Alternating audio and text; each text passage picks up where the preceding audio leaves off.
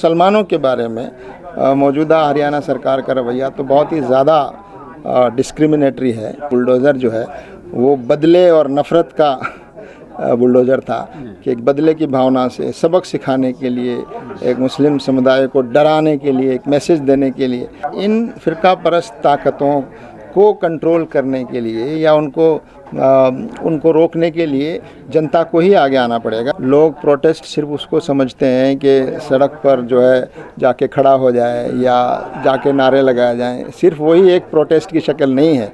आपसे जो बात कही जा रही है वो भी एक प्रोटेस्ट है। जो वांटेड हैं ऐसे लोग खुलकर मीडिया में आकर बयान देते हैं, अपना वीडियो जारी करते हैं और सरकार पकड़ना तो दूर की बात है बल्कि उनको एक तरह से बचाने में लगी है।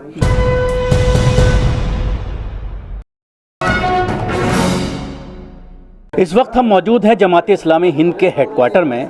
जमात इस्लामी हिंद अपने 75 साला तकरीब मना रही है, जश्न मना रही है और उसको लेकर के आज कुछ मुद्दों को लेकर यहाँ पर एक प्रेस कॉन्फ्रेंस की गई, जिसमें ख़ासतौर से मणिपुर का जो मुद्दा है और उसके अलावा जो कॉलेजेस और स्कूल्स में मुसलमानों के ख़िलाफ़ जिस तरह से नफ़रत फैलाई जा रही है, इन तमाम मुद्दों को लेकर आज एक यहाँ पर प्रेस मीट की गई। हमारे साथ मौजूद हैं इंजीनियर सलीम साहब, नायब अमीर जमात। क्या कहना चाहेंगे जिस तरह से ये सारे मुद्दे आज आपके ज़रिए उठाए गए हैं, लेकिन जिस तरह से आप 75वां वर्षगांठ मना रहे हैं, अपनी जो उम्मीदें की जा रही हैं ख़ासतौर से इन हालात में मुस्लिम जमातों से, उसमें कहीं ना कहीं सोशल मीडिया में आप लोगों को लेकर नाराज़गी नज़र आती है।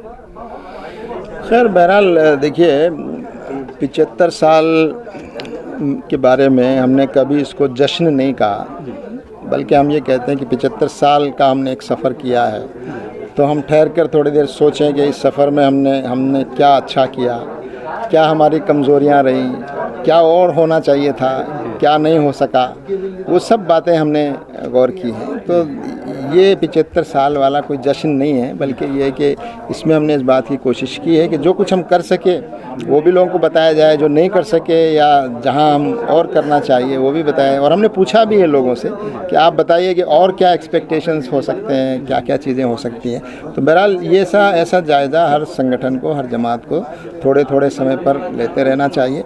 तो मैं समझता हूँ इसका हमें बड़ा फ़ायदा हुआ और हम ये समझते हैं कि एक चीज़ जो खुलकर सामने आ रही है आज के हालात में, वो ये है कि हमारा आम हिंदुस्तानी जो समाज है, सोसाइटी है, उससे जो राब्ता और कांटेक्ट, कम्युनिकेशन, मेल जोल जिस सतह का होना चाहिए, मैं समझता हूँ कि उसमें अभी भी कमी है और उसको बढ़ाने की ज़रूरत है। और वो जमात इस्लामी हिंद ये समझती है कि सिर्फ जमात इस्लामी हिंद के कैडर या कार्यकर्ताओं के ज़रिए करने से काम नहीं चलेगा, बल्कि पूरा मुस्लिम समाज जब तक हमारे पूरे इंडियन सोसाइटी के लोगों के साथ तालमेल को नहीं बढ़ाएगा, तब तक हम इस मुल्क को सही माने में मजबूत नहीं कर पाएंगे और यहाँ अमन और शांति और इंसाफ जो हमारा ख्वाब है वो सही माने में कायम नहीं हो सकता। तो आप जमात इस्लामी हिंद और दूसरे कामों के साथ साथ उसने तालीम के मैदान में काम किया है, उसने औरतों को आगे लाने के बारे में काम किया है, उसने बच्चों के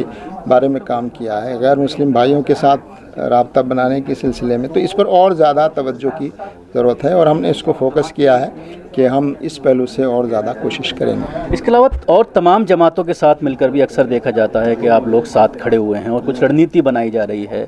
उसके अलावा एक मुद्दा ये आता है बार बार कि किस तरह से गवर्नमेंट से डायलॉग बनाया, जैसे अभी मामला सामने आया मुजफ्फरनगर का, या उससे पहले नू दंगे मेवात का मामला सामने आया। उसमें ये बात सामने आ रही है 700 लोग हैं जिनको नामजद किया गया है, जिनमें से तकरीबन 300 को गिरफ्तार कर लिया गया है और उसमें सिर्फ 10 गैर मुस्लिम हैं। ज़मानतें नहीं हो पा रही हैं, लोग परेशान हैं, महिलाएं परेशान हैं।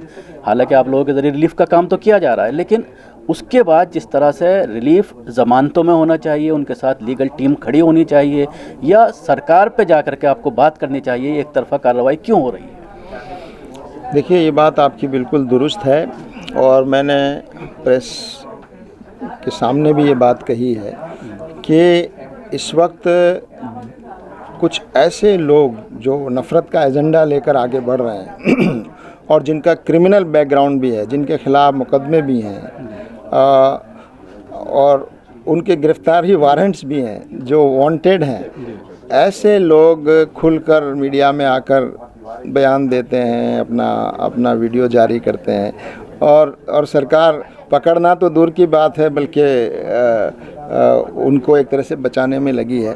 तो इससे हम अंदाज़ा कर सकते हैं कि सरकार का रवैया जिस तरह से निष्पक्ष होना चाहिए वैसा नहीं है, बल्कि एक ख़ास तौर से मुसलमानों के बारे में मौजूदा हरियाणा सरकार का रवैया तो बहुत ही ज़्यादा डिस्क्रिमिनेटरी है। और इस पूरी कार्रवाई में गिरफ्तारियों से भी आप अंदाज़ा लगा सकते हैं कि कितनी गिरफ्तारियां हुई हैं और कितने लोगों के नाम हैं, उससे आप अंदाज़ा लगा सकते हैं। बुलडोज़र जो चलाया गया और जिस तरह 750 से ज़्यादा जो झोंपड़ियाँ और जो केबिन्स वगैरह और इवन कुछ कंस्ट्रक्टेड मकान भी उनको जिस तरह किया गया, तो उससे भी साफ नज़र आता है कि वो बुलडोज़र जो है वो बदले और नफ़रत का बुलडोज़र था कि एक बदले की भावना से सबक सिखाने के लिए, एक मुस्लिम समुदाय को डराने के लिए, एक मैसेज देने के लिए। तो ये सरकारों के लिए ये जो रवैया है ये बहुत ख़तरनाक है और सिर्फ इलेक्शन जीतने के लिए आप समाज में। तो इसको रोकने के लिए क्या कोशिश की जा रही है आप लोगों के जरिए कि इस तरह का ना हो? सरकारों से बात चल रही है, आवाज़ उठाई जा रही है, लेकिन क्या कोई ऐसा रास्ता अपनाया जा रहा है जो दोषी अधिकारी हैं जो एक तरफा कार्रवाई कर रहे हैं? साफ नज़र आ रहा है, यहाँ तक कि महिलाओं को जाकर के ये धमकी दी जा रही है कि अगर तुमने अपने लोगों को हाजिर नहीं किया तो रेप किया जाएगा। ऐसी बाइट्स हैं हमारे पास मौजूद। तो उसके लिए क्या कोई ऐसी कानूनी कार्रवाई की जा रही है कि ऐसे लोगों को सज़ा मिले? देखिए, इस वक्त जो जिस तरह से सरकारें पक्षपातपूर्ण रवैया अपनाती हैं उस माहौल में आप अपनी बात कह सकते हैं और कही भी जा रही है, लेकिन उससे कोई उम्मीद करना, मुझे नहीं लगता कि कोई बहुत ज़्यादा उम्मीद ऐसी सरकारों से नहीं की जा सकती। अलबत्ता हम ये बात कहेंगे कि हरियाणा की जनता ने एक ये मैसेज ज़रूर दिया है कि उन्होंने इन फ़िरका परस्त अनासिर का साथ नहीं दिया और वो जो पूरे हरियाणा में इसको फैलाना चाहते थे, इसको एक बड़ा घटना बनाकर वो करने में कामयाब नहीं हुए। और उसके बाद बहुत सी पंचायतें हुई, लोगों ने एक पॉजिटिव मैसेज दिया, आपसी इत्तेहाद का मैसेज दिया। तो इससे साफ नज़र आता है कि इन फ़िरका परस्त ताकतों को कंट्रोल करने के लिए या उनको रोकने के लिए जनता को ही आगे आना पड़ेगा। और जनता एकजुट होकर, अलग अलग समुदाय के लोग एकजुट होकर जब अपनी ताकत दिखाएंगे तो इन सरकारों को भी सोचना पड़ेगा और क्रिमिनल लोगों को भी सोचना पड़ेगा। तो जनता से ज़्यादा, जनता की अगर हम बात करते हैं, आम लोगों की ये उम्मीद है कि आप जैसी बड़ी मुस्लिम जमातें कोई प्रोटेस्ट क्यों नहीं कर रही हैं? जब से मोदी सरकार आई है देखने में ये आ रहा है कि आप लोग कहीं ना कहीं घरों में बैठ गए हैं, बाहर नहीं निकल रहे हैं, कोई प्रोटेस्ट नहीं किया जा रहा। एक संवैधानिक हक है प्रोटेस्ट करने का, इसको लेकर नौजवान सोशल मीडिया पर काफ़ी परेशान हैं। देखिए, लोग प्रोटेस्ट सिर्फ उसको समझते हैं कि सड़क पर जो है जाके खड़ा हो जाए या जाके नारे लगाए जाएं। सिर्फ वही एक प्रोटेस्ट की शक्ल नहीं है। आपसे जो बात कही जा रही है वो भी एक प्रोटेस्ट है। मुख्तलिफ समाज के लोगों से मिलकर प्रोग्राम करके वहाँ से जो मैसेज दिया जा रहा है वो प्रोटेस्ट से ज़्यादा पावरफुल है। तो आपको हर हाल में ये चीज़ देखने की ज़रूरत है किस चीज़ को करने से किन हालात में ज़्यादा फ़ायदा होता है, और ऐसी चीज़ों में ताकत लगाना जिससे कोई चीज़ हासिल नहीं है उसको करने के बजाय ऐसी चीज़ें इस वक्त की जाएं जिससे सरकार वाकई कोई दबाव महसूस करे। तो हम नतीजा तो नहीं निकल रहा है, कोशिश नतीजा न निकले लेकिन कोशिश करना हमारी जिम्मेदारी है। और हम ये समझते हैं कि पॉलिटिकल पार्टीज़ और सरकारों को दबाव बनाने के लिए जनता को ही एकजुट होकर आवाज़ उठानी पड़ेगी। और ऐसे मामलों में जहां विक्टिम्स हैं, जो सताए जाते हैं, उनके लिए कानूनी मदद और कानूनी चाराजोई, उसके लिए हमारी टीमें काम कर रही हैं। हमारा एक ऑर्गेनाइजेशन भी है जिसके साथ मिलकर हम काम कर रहे हैं। उसमें बहुत सारे गैर मुस्लिम यंग एडवोकेट्स भी हमारी मदद कर रहे हैं कि जो बेगुनाह हैं, जो गलत फंसाए गए हैं और जिन पर गलत धाराएं लग गई हैं, उनको कैसे कानूनी इमदाद पहुंचाई जाए वो कोशिश हम कर रहे हैं। शुक्रिया इंजीनियर सलीम, हमसे बात करने के लिए। जिस तरह से जमात इस्लामी हिंद के अमीर जमात ये हमसे बात कर रहे थे, ख़ासतौर से जो मुद्दे हैं उसमें तब जमातें जो हैं वो खुलकर सामने क्यों नहीं आ रही हैं, उस पर अपना पक्ष रखते हुए नजर आए। दिल्ली से कैमरा पर्सन फैजी के साथ न्यूज़ मैक्स के लिए शकील अहमद।